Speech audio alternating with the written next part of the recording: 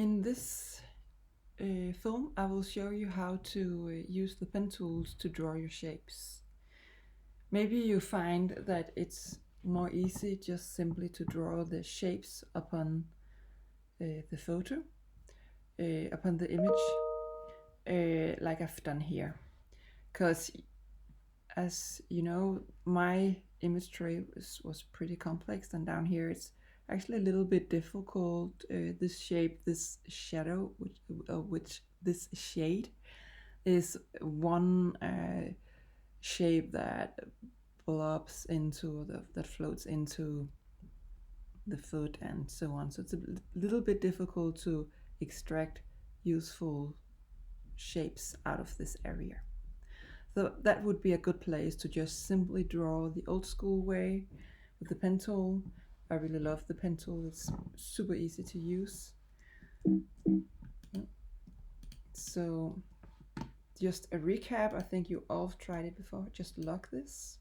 Here I have my basic, my image, which I'm going to draw from. I make a new layer.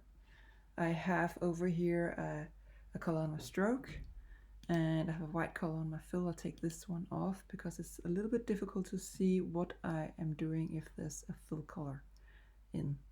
And then I just take my pen tool over here and I start to draw. I just like to click and draw. Then I get these Bezier handles that controls the curve shape.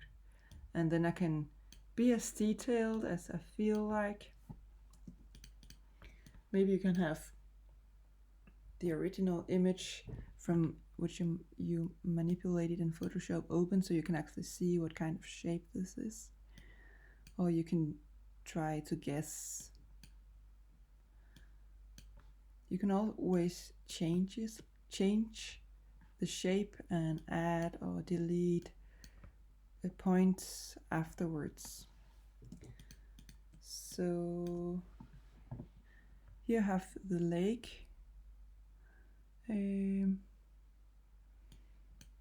think I'm just going to end it here. Oops.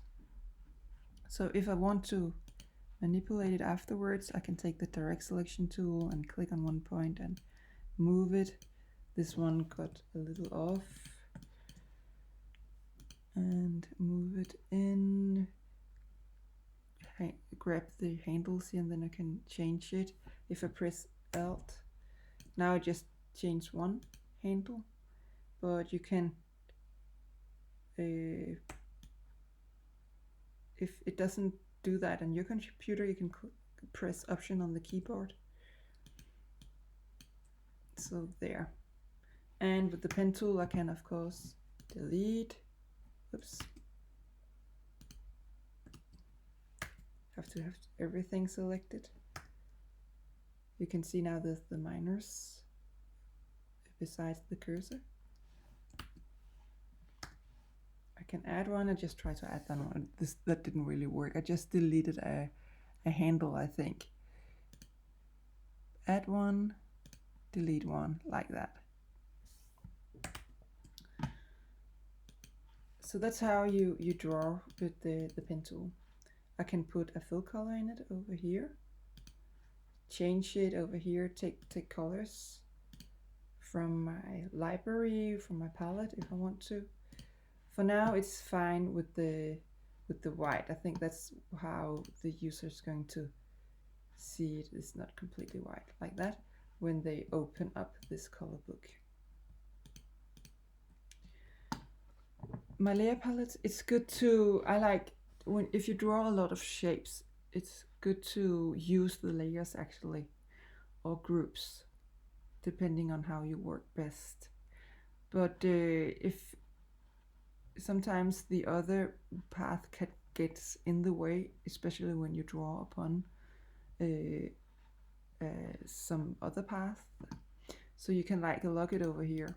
This is my background, so I've locked it so it doesn't like confuse me when I'm drawing.